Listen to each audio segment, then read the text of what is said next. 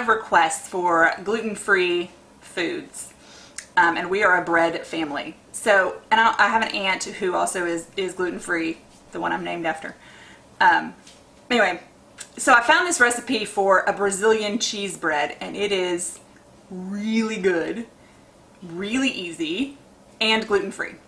So we're going to start with a cup of milk and a half a cup of vegetable oil and a teaspoon of salt. And we are going to let that heat on the stove until it just starts to boil and you start to see those big bubbles come up in the milk. So our milk and vegetable and salt mixture has come to a gentle boil. We're going to turn the heat off. I'm going to move it just over to this burner. And then I have 10 ounces of tapioca flour. It is not, it's about 2 cups, but I weighed it out, so it's 10 ounces, which we are going to stir in all at once until there is no more dry in the mixture.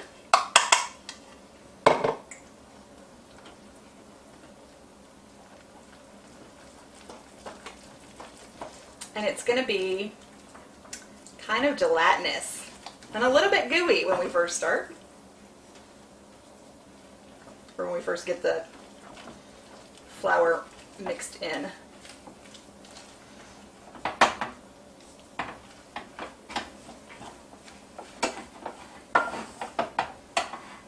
And now we can head over to the mixer. So we've transferred that gelatinous mixture into our mixing bowl, and now I'm just gonna, nothing added to it, turn it on with the dough hook and get it cooled down first of all, and also combine it a little more and do some kneading. You can do this part by hand, but be prepared for a workout because it takes a while. This is going to be about 3 minutes, and then we're going to add eggs. So you know you've used the beater enough when you can touch the dough for a little bit before you burn yourself, and there will be this oily residue left over. That's what you're looking for. So now we're going to add eggs one at a time. There's only 2 of them.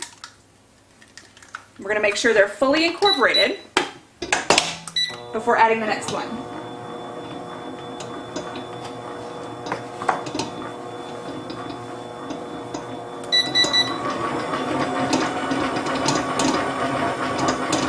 And then we get to add the best part.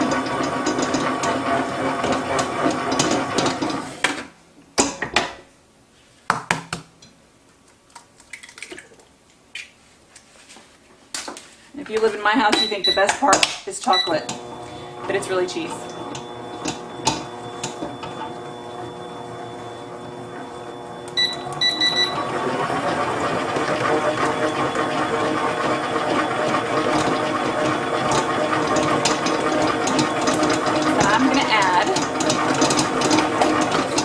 Now that both eggs are incorporated, I'm going to add 1.5 cups of Parmesan cheese.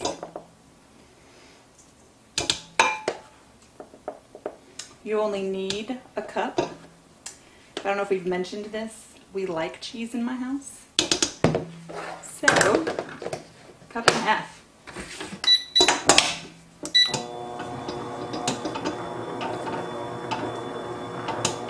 And once this is fully incorporated, we're going to head back to the table and show you how to portion it out and bake it. So my Brazilian cheese bread dough is completed. Now I'm going to just scoop it out. I have my medium cookie scoop. I'm going to put it on and dunk the scoop into water between each scoop of dough so that it doesn't get stuck. This is going to make 22 to 24 little Brazilian cheese rolls, bread rolls. We had an argument over what to call these. I'm sorry, we didn't have an argument. We had a discussion over what to call them. And they're going to bake So my oven is currently at 450 degrees. As soon as I put them in, I have to reduce the temperature to 350.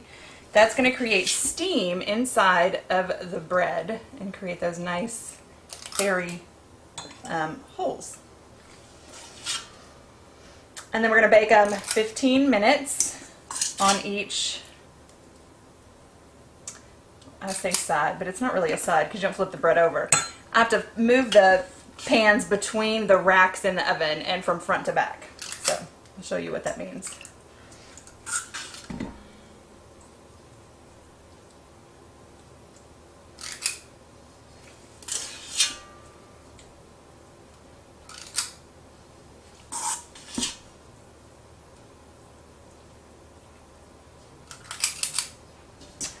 Last week when we made these, I made sliders.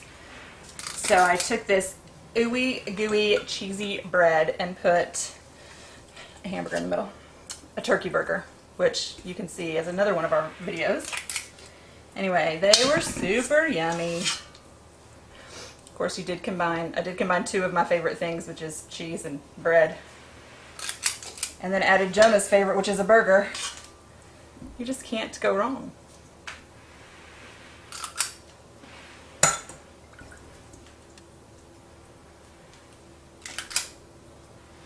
So this time we're going to make 22. I like even numbers, so that makes me happy.